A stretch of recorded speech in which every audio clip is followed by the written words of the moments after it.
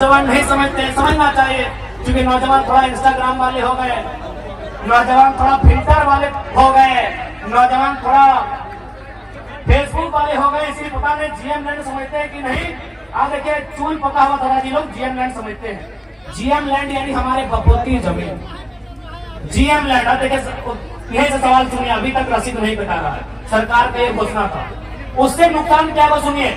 भला बात GM land किसी सरकार की नहीं है। हम तो स्पष्ट कहते हैं कि कोई भी जमीन किसी सरकार का नहीं है, कोई जमीन किसी सरकार का नहीं है। पता है क्यों? तो सरकार बना है 15 अगस्त 1947 को, और ये जमीन हमारे पास कब से?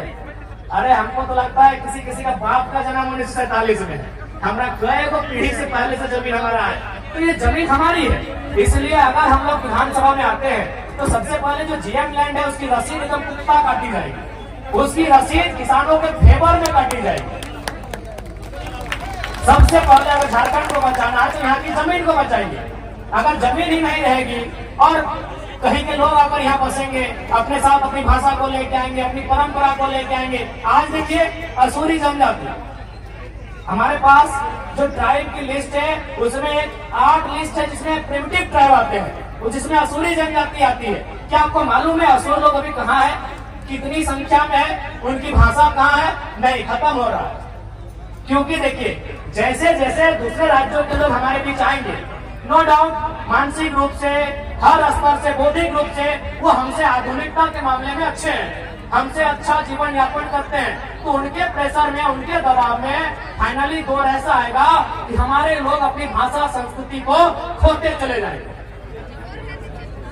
हमारे लोग अपनी भाषा संस्कृति, अपने परंपरा को, अपनी पहचान को खोते चले जाएंगे। इसीलिए यदि झारखंड को बचाना है तो सबसे पहले झारखंड यानी जंगल और दूसरा जमीन। झारखंड में वही लिखा है, झाड़ यानी जंगल और खंड यानी जमीन का टुकड़ा। अगर जमीन के टुकड़े को बचा लेते हैं तो झारखंड ऐसे बच जाएगा।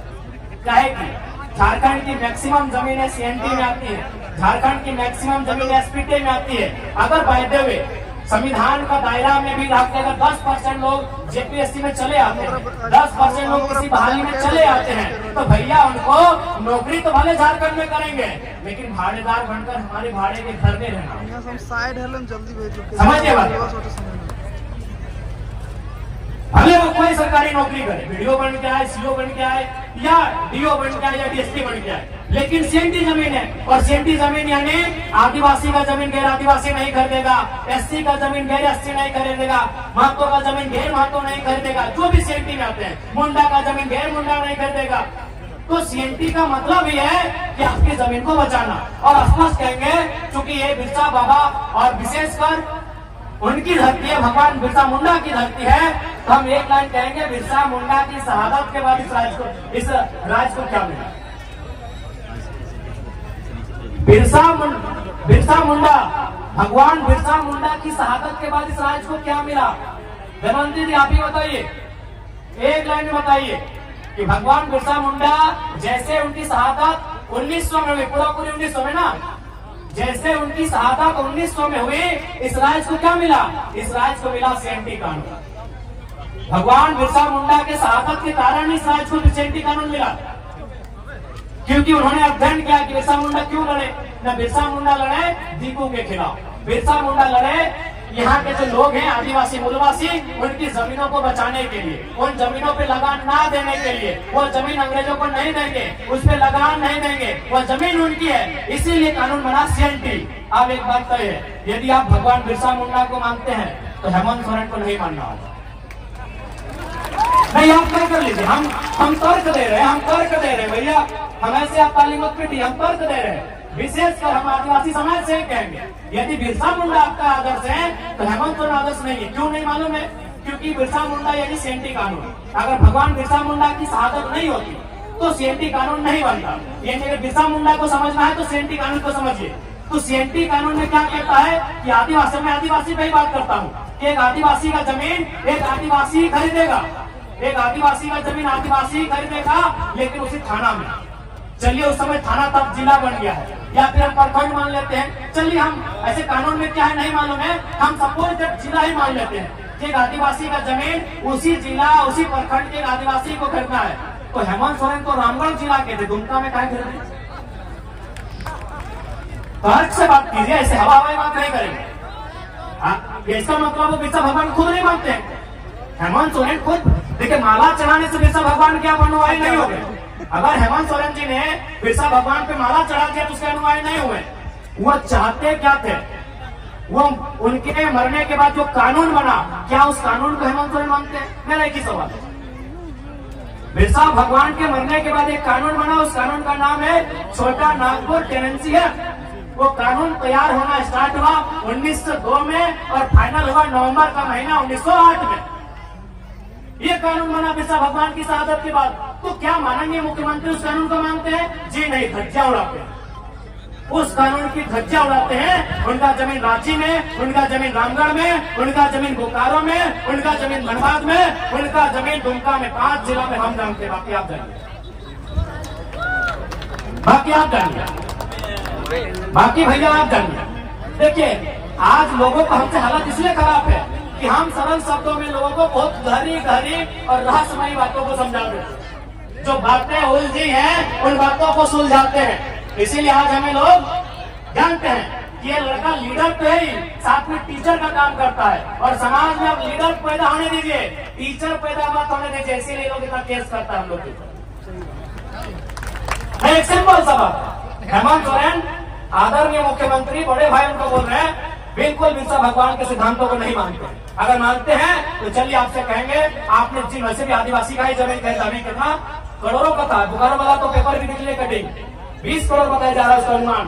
आप उस आदिवासी परिवार का जमीन वापस कीजिए, हम मानेंगे आप आदिवासी हितैषी भी हैं और आप बिरसा भगवान को मानने वाले बने। तो इसलिए अगर हम लोग सरकार में आते हैं तो देखिए, मेरा जो दिल कहता है, हमने चूंकि किसान का बेटा है, हमारा कौम भी जो कुर्मी का अर्थ है कोड़ना यानी मिट्टी कोड़ना, तो हमको भी लगता है चाहे आदिवासी की समस्या है, चाहे गैर आदिवासी रहे, मूलवासी रहे या ओबीसी रहे, किसी की रहे, पहली समस्या जमीन की है। आज हमारी जमीनों पर जबरन कब्जा किया जा रहा है। आज जबरन हमारी जमीनों पर फैक्ट्री लगाई जा रही है। आज जबरन हमारी जमीनों पर सड़क पार किया जा रहा है। इसलिए हम लोग सबसे पहले जमीन कानूनों को सुधार करेंगे। अगर जमीन रहेगा तभी हम जिंदा रहेंगे, नहीं तो किसी रेलवे प्लेटफॉर्म में वो कटोरी लेके क्या बोलते हैं, गुलगुलिया। हालांकि माफी चाहते हैं शब्द के लिए, लेकिन जो सच्चाई है कहते हैं वो गुलगुलिया कोई बंजारा बोलता है, वही हमारा और आपका जीवन है। क्योंकि गुलगुलिया कोई नदी के किनारे पैदा नहीं हुए, गुलगुलिया आकाश से टपके हुए लोग नहीं है, ना ही धरती को चीर के आए हैं। किसी और नर और नारी ने उनको जन्म दिया है, और वो नर नारी उसका भी कहीं खेत खलिहान होगा, उसका भी कहीं बाग बगीचा होगा, लेकिन आज उसके पास नहीं है। शायद इसी प्रकार जैसा आज हमारे साथ हो रहा है उसके साथ 100 साल पहले हुआ होगा। आज जिनको हम बंजारा कहते हैं, आज जिनको हम गुलगुलिया कहते हैं, आज जिनके पास मैंने सर ढकने के लिए छत नहीं है, जिनके पास कदम रखने के लिए बिल्कुल जमीन नहीं है, वो हमेशा ऐसे नहीं थे, वो हमेशा ऐसे नहीं थे। उनके पास भी इसी दुनिया में, इसी जहान में, किसी कोने में जरूर एक जमीन का टुकड़ा होगा जहां उनके पूर्वजों का आशियाना होगा, जहां की सुबह और शाम वो अपने परिवार के साथ जीते होंगे, खाते होंगे, एक साथ रहते होंगे। लेकिन आज उनके पास कुछ नहीं है। चले जाइए रांची का रेलवे स्टेशन, चले जाइए धनबाद का रेलवे स्टेशन, चले जाइए कोई भी रेलवे स्टेशन, आपको मिलेंगे वो लोग। तो हम नहीं चाहते हैं कि झारखंड के लोगों की दशा ये हो। इसलिए अगर हम लोग गवर्नमेंट में आएंगे तो सबसे पहले यहाँ के जो जमीन कानून है मजबूती से लागू करेंगे, उनको और प्रभावी बनाएंगे, ताकि यहाँ के लोगों, भोले भाले लोगों की जमीन कोई हड़प नहीं। उसके बाद जो सबसे महत्वपूर्ण है नौजवान। आज अगर नौजवानों की बात करें तो उनमें निराशा। आज अगर नौजवानों की बात करें तो 10 साल एक कोचिंग संस्थान को समर्पित करते हैं। आज वो 10 साल 15 साल तैयारी करते हैं, कोई धनबाद में, कोई हजारीबाग में, कोई रांची में, कोई जमशेदपुर में। किसी की आंख की रोशनी चली जाती है, चश्मा चढ़ाना पड़ता है, किसी का पेट बाहर आ जाता है। देखिए शब्द थोड़ा थोड़ा आ गया, किसी का पेट बाहर आ जाता है। देखिए किसी के बाल आधा घुस गए हैं, उड़ गए हैं, चेक कर लीजिए। किसी के बाल सफेद हो जाते हैं, लेकिन इंतजार में रहते हैं कि एक परीक्षा हो। अगर परीक्षा को लिखेंगे ना तो कोई दिक्कत नहीं है, बाल नहीं भी रहेंगे, पेट फूल भी जाए, मोटा भी जाए, लेकिन घर परिवार चले। एक नौजवान को सबसे ज्यादा चिंता अपने स्वस्थ शरीर की होती है, लेकिन अपने स्वस्थ शरीर को हम लोग गला देते हैं। क्या गलत कह रहे हैं? एक 18 से 25 साल के लड़के को पूछा जाए कि पहली प्राथमिकता क्या है, वो कहेगा मेरा शरीर। एक 18 साल से 25 साल के लड़के या लड़की से पूछा जाए कि तुम सबसे पहले क्या चाहते हो, अपना शरीर को चाहे कि हम फिट रहे, सुंदर रहे, अच्छा रहे, बलशाली रहे। लेकिन आज वही उम्र हम लोग खपा देते हैं कहाँ, हजारीबाग के कोचिंग में। वही उम्र हम लोग खपा देते हैं कहाँ, जमशेदपुर में। वही उम्र हम लोग खपा देते हैं कहाँ, धनबाद में। और परिणाम क्या होता है, 7-8 साल बाद परीक्षा आती है। परीक्षा का नाम लेते हैं सीजीएल जेएसएससी। 28 जनवरी 2024 को हम लोग वो एडमिट कार्ड हाथ में लेके एग्जाम देने जाते हैं। रांची की बहन जमशेदपुर जाती है, जमशेदपुर वाली दीदी गढ़वा जाती है, और 2 घंटा बाद पता चलता है, घर आते आते रास्ते में पता चलता है पेपर लीक हो गया। पेपर लीक हुआ है, चलिए पेपर लीक हुआ था उससे तो समझ सकते हैं कि दोबारा पेपर ले सकते हैं, दोबारा एग्जाम होगा। लेकिन पेपर लीक 27 लाख में हुआ था। पेपर लीक हुआ था तो हम समझ रहे हैं, अरे आप तो छोड़िए, आप लोग तो किसान हैं। यहाँ सरकारी नौकरी करने वाले हम पुलिस वाले भैया लोग को देख रहे हैं, पुलिस वाली दीदी बैठी है, इन्हीं से पूछिए क्या अपने बेटा या बेटी के लिए 27 लाख में कोई पेपर खरीद पाएंगे? इन्हीं से पूछिए, सरकारी नौकरी करते हैं हम, और अपनी बात नहीं करते, हम तो गरीब किसान के लोग हैं। यहाँ देखिए बहुत सारे सरकारी नौकरी करने वाले, नहीं करने से भी इनकी तनख्वाह ठीक ठाक जैसे भी है। क्या ये लोग अपने बच्चों के लिए 27 लाख में पेपर खरीदेंगे? पेपर लीक हो उसका दुख नहीं है, चलिए 15 दिन बाद फिर पेपर ले लेंगे। चलिए सरकार, हम लोग सड़क पे आएंगे, हम लोग आंदोलन करेंगे, हम लोग मसाल जुलूस निकालेंगे, तो सरकार 15 दिन के बाद फिर परीक्षा ले लेगी। लेकिन 27 लाख में पेपर बेचा गया था। कौन सी हमारी माए बहनें हैं, कौन से हमारे गार्जियन है जो 27 लाख में अपनी बेटी के लिए एक चपरासी का नौकरी खरीद के लाते? ये सवाल है। कौन सी हमारी दीदी है जो 27 लाख रुपया खर्चा करके अपने बेटे को एक दरोगा बनाएंगे? है हिम्मत क्या? इसलिए अगर हम लोग सरकार में आते हैं तो इस राज्य में नियमित परीक्षा होगा। नियमित मतलब अभी जेपीएससी की बात करें, राज्य की सबसे बड़ी नौकरी की परीक्षा, साल कितना 24, जेपीएससी कितना हुआ है? ये जो हो रहा है कितना? अरे काहे 11, हम 8 बोलेंगे, एक बार में 4 को काहे मानेंगे? मतलब 6 के बाद 7, 8, 9, 10 आप बोल दिए दिन को। वो कहते हैं ना कि राजा ने कहा रात है, मंत्री ने कहा रात है, संतरी ने कहा रात है, रानी ने कहा रात है, जनता ने भी कहा रात है, जबकि सुबह सुबह की बात है। तो आपने कह दिया चारों जेपीएससी मान लेंगे, क्यों मानेंगे? 6 जेपीएससी, 7, 8, 9, 10, 4 बार में आपने एक जेपीएससी लिए, एक टर्म में 4 को, अभी 252 सीट से क्यों मानेंगे? 1200 सीट देते हम मानते हैं, 1200 सीट देते हम मानते हैं। इसीलिए 7 और ये 8 जेपीएससी, साल कितना 24, यानी एक साल में एक जेपीएससी होना चाहिए। क्या गलत बोल रहे हैं? सही बात है। जेपीएससी का मतलब क्या है? पढ़े लिखे नौजवान बता रहे हैं, एक साल में एक जेपीएससी। इसलिए ये तो तय रहेगा कि परीक्षा नियमित होगी और फ्री और फेयर होगी, कदाचार से मुक्त होगी, और जो लोग कदाचार में पकड़े जाएंगे, अभी थोड़ा नया नया नियम कर रहा है, शब्द का थोड़ा पाबंदी है, जो लोग पकड़े जाएंगे वो कितना बड़ा वीआईपी काहे ना रहे, बाजार में फेंक देंगे। और आज आपको फिर से कहेंगे, अगर झारखंड को बदलते हुए देखना चाहते हैं तो हम नहीं कह रहे हमारे लड़कों को, आप जिसको भी एमपी एमएलए सीएम बनाइए वो रिस्की होना चाहिए,